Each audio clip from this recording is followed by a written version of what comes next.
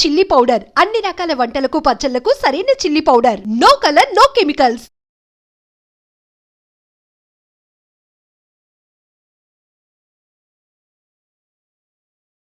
Hi hello నమస్తే, welcome back to our channel. నేను మీ వైషు. లైఫ్లో చాలామంది సక్సెస్ అయిన వాళ్ళని చూస్తుంటే వాళ్ళ మైండ్ సెట్ ఎలా ఉంది, వాళ్ళ రొటీన్ ఎలా ఉంటుంది, వాళ్ళ మైండ్ను వాళ్ళు ఎలా ప్రిపేర్ చేసుకుంటే అంత సక్సెస్ అయ్యారు అనే క్వశ్చన్ మార్క్ అందరికీ వస్తుంది.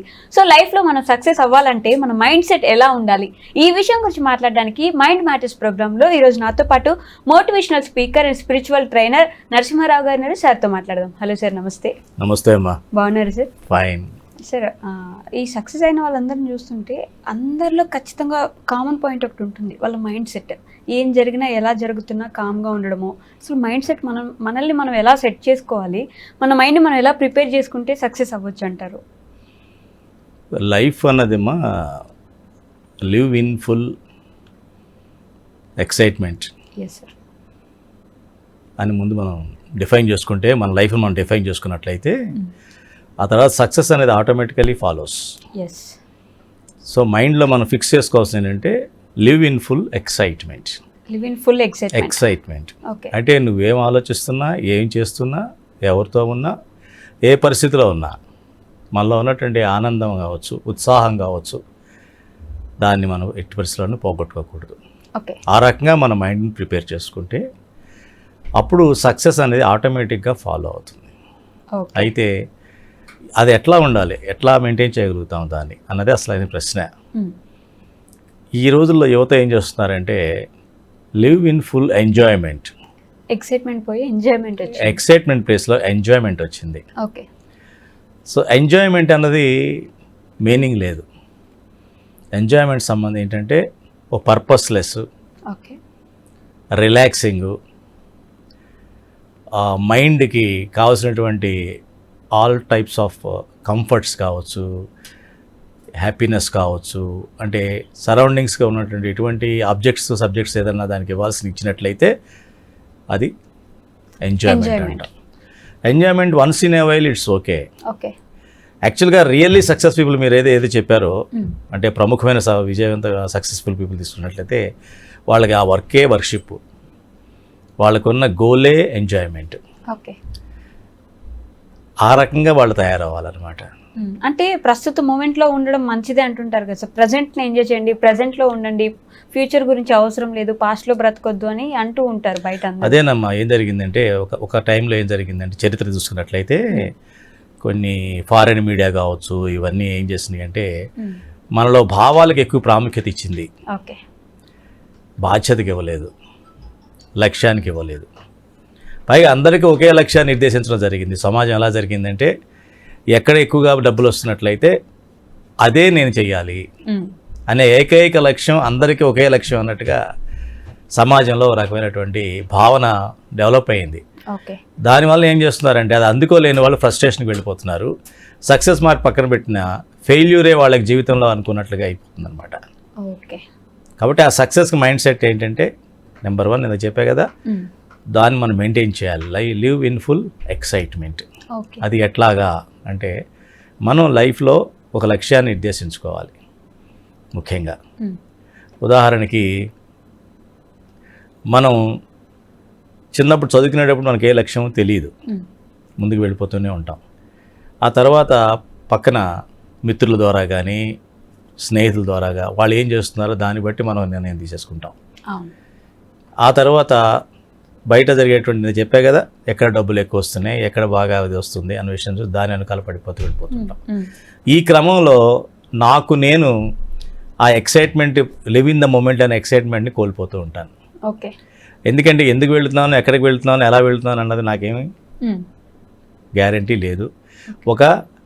ఎలా వెళుతున్నాను అన్న దాంట్లో ఒక రకమైన అవగాహన కూడా నాకు లేదు. గ్యారంటీ పక్కన పెట్టిన అవగాహన కూడా లేదు అనమాట. అటువంటి పరిస్థితుల్లో మైండ్లో లివ్ ఇన్ ఫుల్ ఎక్సైట్మెంట్ అనేది ఉండదు, ఓన్లీ ఎంజాయ్మెంటే ఉంటుంది. ఎంజాయ్మెంట్ ఏం చేస్తుందంటే మనల్ని మర్చిపోయేలా చేస్తుంది. 10 మందిలో ఉన్నప్పుడు ఏమిటంటే 10 మంది గుంపు సైకాలజీ వచ్చేస్తుంది అనమాట. మంది సైకాలజీ అంటారు కదా, మంది మనస్తత్వం వచ్చేస్తుంది. మంది మనస్తత్వంలో నేను అనేవాడిని ఉండను కాబట్టి అందులో ఒక ఘటన, ఒక ఈవెంట్ అందులో ఒక నేను భాగంగా ఉంటాను తప్ప నాకు నేనుగా నిలబడి చేసే పని ఉండదన్నమాట. ఓకే. అందుకే సక్సెస్ పీపుల్ తీసుకున్నట్లయితే వాళ్ళ లక్ష్యము వాళ్ళ జీవితం రెండు ఒకటే అయి ఉంటాయి, విడదీయలేము. ఉదాహరణకి మహాత్మా గాంధీ సక్సెస్ఫుల్లే కదా. ఆయన రాసినటువంటి బయోగ్రఫీ మనం చూసినట్లయితే ఇండియాస్ ఫ్రీడమ్ స్ట్రగుల్ ఎక్కువ ఉంటుంది అందులో. ఇదేమిటి జీవిత చరిత్ర అని చెప్తాడు, ఇదంతా స్వాతంత్ర ఉద్యమం గురించి రాశాడేంటి మనం అనుకుంటాం. అలాగే అబ్దుల్ కలాం యొక్క జీవిత చరిత్ర చూసినట్లయితే ఆయన తెలుసు కదా, అబ్దుల్ కలాం గారు మిసైల్ సైంటిస్టు, మన one of the best presidents of India. ఆయన జీవిత చరిత్ర చదివినట్లయితే అంతా మిసైల్ టెక్నాలజీ గురించి ఉంటుంది. అట్లాగే టెస్లా వాళ్ళు తీసుకున్న, మైక్రోసాఫ్ట్, బిల్ గేట్స్ తీసుకున్న, వీళ్ళందరూ కూడా వాళ్ళ లక్ష్యానికి వాళ్ళ జీవితానికి మనం విడదీసి చూడలేం. ఓకే. వాళ్ళందరూ కూడా సక్సెస్ అయ్యే ముందు చాలా సార్లు ఫెయిల్ అయ్యే ఉంటారు కదా.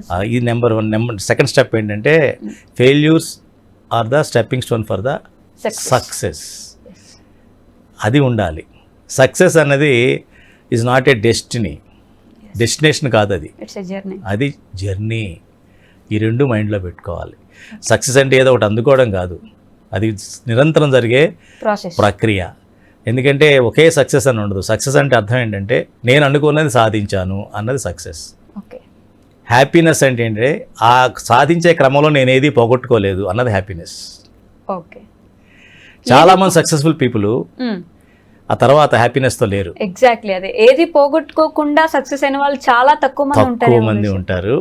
అక్కడే జాగ్రత్తగా ఉండాలి, అక్కడే మైండ్ సెట్ కరెక్ట్గా పెట్టుకోవాలన్నమాట. నిజంగా ఈ సక్సెస్ బారోడ్ సక్సెసా అంటే బయట నుంచి చూసి అలా అవ్వాలని నేను చేస్తున్న ప్రయత్నమా, లేదా నాకు నచ్చింది, నాకు ఇష్టమైంది, నేను దీనివల్ల నా హ్యాపీనెస్ వస్తుంది అన్నది ఉందా అని రెండు చెక్ చేసుకోవాలి. లేకపోతే ఏమవుతుంది మనకు తెలుసు, మైకేల్ జాక్సన్ సూసైడ్ చేసుకున్నారు కదా.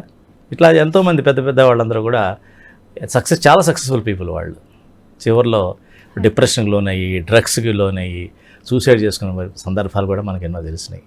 కాబట్టి సింపుల్గా ఏదో సక్సెస్ ఒక్కదాని మీదే వెనకాల పడితే మటుకు మన అల్టిమేట్గా హ్యాపీనెస్ లూజ్ అవుతాం. లివ్ ఇన్ ద మూమెంట్ అన్నది చేస్తూ సక్సెస్కి వెళ్ళినట్లయితే అది జరుగుతుంది అనమాట. బట్ అంత ఈజీ కాదేమో సార్, మూమెంట్లో ఉండే వాళ్ళకి గోల్ వెనుక పరిగెట్టడం కుదరదేమో. ఈ మూమెంట్ని ఎంజాయ్ చేస్తున్నాం కదా అనే ఆలోచన వస్తుంది. మూమెంట్ని ఎంజాయ్మెంట్ కాదు, మూమెంట్ని ఇన్వెస్ట్ చేయాలి. ఇన్వెస్ట్ చేయాలి. మీకు ఒక నెల జీతం వచ్చింది అనుకోమ్మా, నెల జీతాన్ని మీరు నెల రోజుల్లో ఖర్చు పెడతారా, ఒక గంటలో ఖర్చు పెడతారా అన్నది మన చేతుల్లో ఉంది. ఒక గంటలోనే ఖర్చు పెట్టుకెళ్ళే అవకాశం ఉంది, దాన్ని నెల రోజులు సర్దుకునే అవకాశం కూడా ఉంది. మరి ఏది లివ్ ఇన్ ద మూమెంట్?